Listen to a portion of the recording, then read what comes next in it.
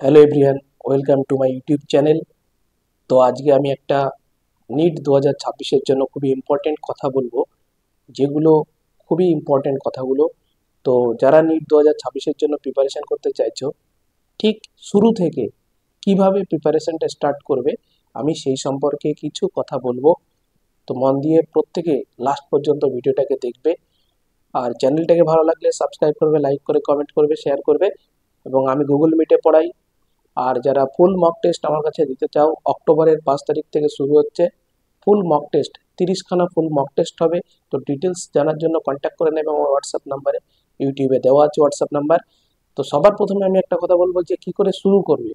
আমরা সবাই জানি যে আমাদের নিট 3টে সাবজেক্টের উপর ডিপেন্ড করে হয়, কেমিস্ট্রি, বায়োলজি, ফিজিক্স। তো সবার প্রথমে ফিজিক্স, সবারই ম্যাক্সিমাম মানুষের প্রবলেম, সেটা নিয়ে বলি।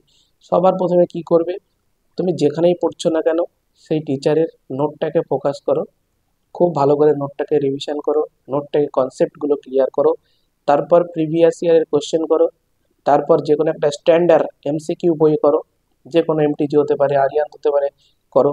তারপর কি করবে, তারপরে এনসিআরটি টেক্সট বুক, এটা নিজেকে কষ্ট করতে হবে। এনসিআরটি যে টেক্সট বুক আছে, সেই টেক্সট বুকের মধ্যে থেকে যে সমস্ত সামারি থেকে যে শর্ট ফর্মুলাগুলো করে দিয়েছে, তারপরে স্টেটমেন্ট বেসড কোশ্চেন হতে পারে, সেই জায়গাগুলো নিজেকে একটা খাতার মধ্যে রাখতে হবে। এটা ফিজিক্স গেল। সেকেন্ডে যেটা আসবো কেমিস্ট্রি। কেমিস্ট্রিতে ফিজিক্যাল কেমিস্ট্রি কিন্তু এমসিকিউ করতে হবে, কনসেপ্টটা ক্লিয়ার করে ফিজিক্সের মধ্যে এমসিকিউ প্র্যাকটিস করতে হবে। আর বায়োলজিতে যেটা, আর ইনঅর্গানিক কেমিস্ট্রিতে যেটা বলবো সেটি হচ্ছে, ইনঅর্গানিক মানেই হচ্ছে এনসিআরটি। এনসিআরটির বাইরে আসবে না। Periodic table, chemical bonding, coordination, compound, D F block, প্রতিটা line NCERT word to word পড়ো, কোনো টেনশন নেই, সব এর মধ্যে থেকে আসবে।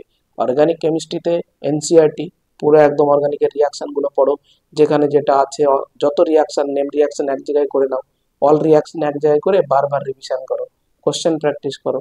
আর বায়োলজিতে সব থেকে যেটা ইম্পর্টেন্ট, মোস্ট ইম্পর্টেন্ট চ্যাপ্টারগুলো আগে পড়বে, যেমন plant physiology, human physiology, genetics, তারপর রিপ্রোডাকশন, বায়োটেকনোলজি, এই ইউনিটগুলোকে আগে বেশি করে ফোকাস করো, কারণ এখান থেকে বেশি করে কোশ্চেন আসবে।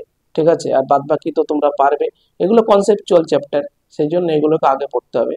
আর এমসিকিউ এর কথা বলি, কি করে এমসিকিউ করবে। প্রতিদিন 100টা করে এমসিকিউ তোমাকে প্র্যাকটিস করতে হবে, 3টে সাবজেক্ট মিলে।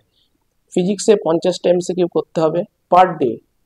কেমিস্ট্রিতে মিনিমাম 30 থেকে 40টা এমসিকিউ করতেই হবে।